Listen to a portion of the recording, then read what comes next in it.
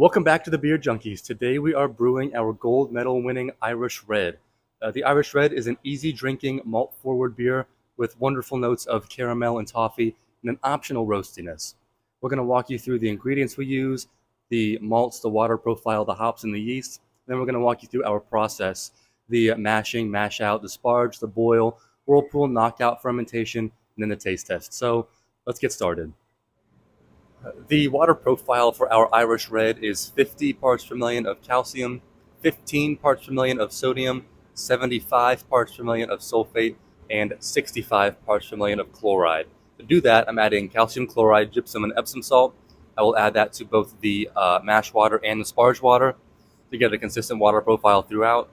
Right now, I have the hot liquor tank filling up and heating up to the right volume and temperature. So while that's getting all ready, let's go over the grains that we're going to be using. The starting gravity from my Irish Red is right around 1043, and to get there, I start with 90% of Maris Otter as my base. This will add a nice rich maltiness, along with some notes of biscuit and a little bit of nuttiness. To this, I add around 5% of a light crystal malt, right around 45 Bond. This will add a touch of sweetness, along with a little bit of caramel and toffee flavors. Then I add 2% of a roasted barley. This is mostly a color adjustment, but it will add a touch of roast. And then finally, I add 0.5% of chocolate malt for, again, a color adjustment, but it does add a nice little bit of complexity with that chocolate flavor. If you can, try to use English malts. I like to stay traditional and authentic, and I find that the English maltsters really produce malts that help accentuate those English styles.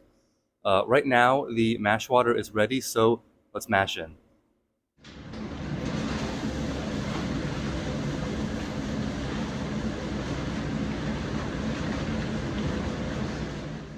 As always, we are pulling wort from the bottom of the mash tun through our false bottom, pushing it through our wort pump, through the Herms coil to maintain that temperature, and we are constantly recirculating to set up our grain bed filter. I mashed this Irish Red at 152 degrees Fahrenheit for about 60 minutes. Even though I do want a touch of sweetness in the finish, I'll get that with just the caramel malts that I add. So I don't need to play with the mash temperature to try and prioritize that alpha amylase and produce more of the dextrins. Right now I have about 30 minutes left in the mash, but I'll be back when it's time to mash out. Our 60-minute timer is up, so now we are mashing out, pulling the wort from the bottom of the mash tun, same as before, pushing it through our wort pump through the Herms coil. But now we are heating our hot liquor tank up to about 176, which will heat our mash tun up to 168 degrees over the course of 15 minutes.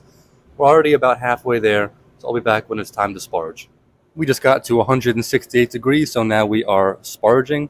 We are pulling the wort from the bottom of the mash tun, pushing it through our wort pump, which is now directed towards the boil kettle.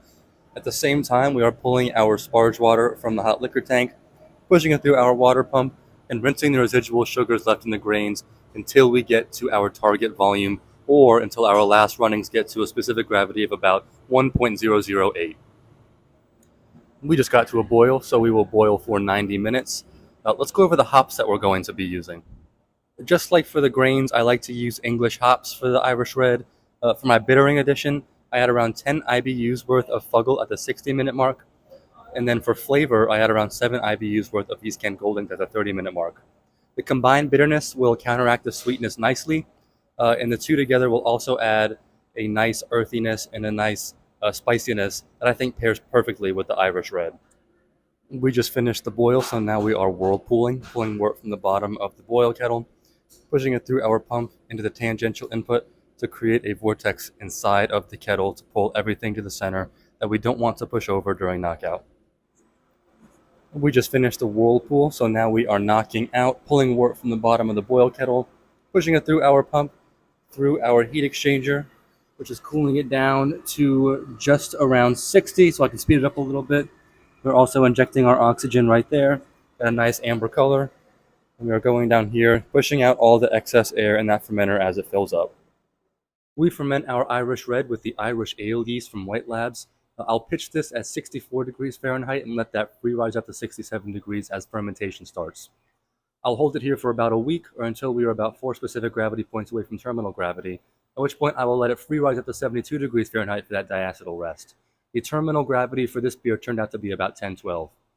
After that diacetyl rest, I will cold crash it to 33 degrees and hold it there for about 24 hours. From there, I will transfer it to the bright tank, carbonate it to about 2.5, 2.6 volumes of CO2, keg it, and then enjoy. All right, this is what we've got. It is that beautiful amber color. It's crystal clear, the slightly off-white head for the smell. There's a very rich maltiness. There's a little bit of caramel in there, but the overpowering note is the malt for the taste.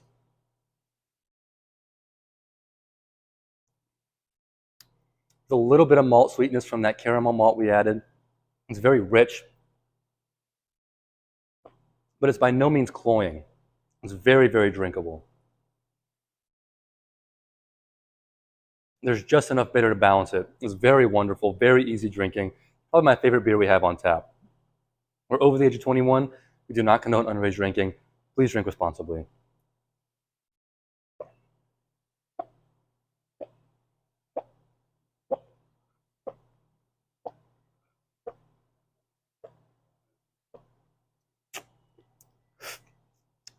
Cheers. If you would like to see more brewing content like this, make sure you click that subscribe button right below. And let me know what you'd like to see next in the comments. Cheers.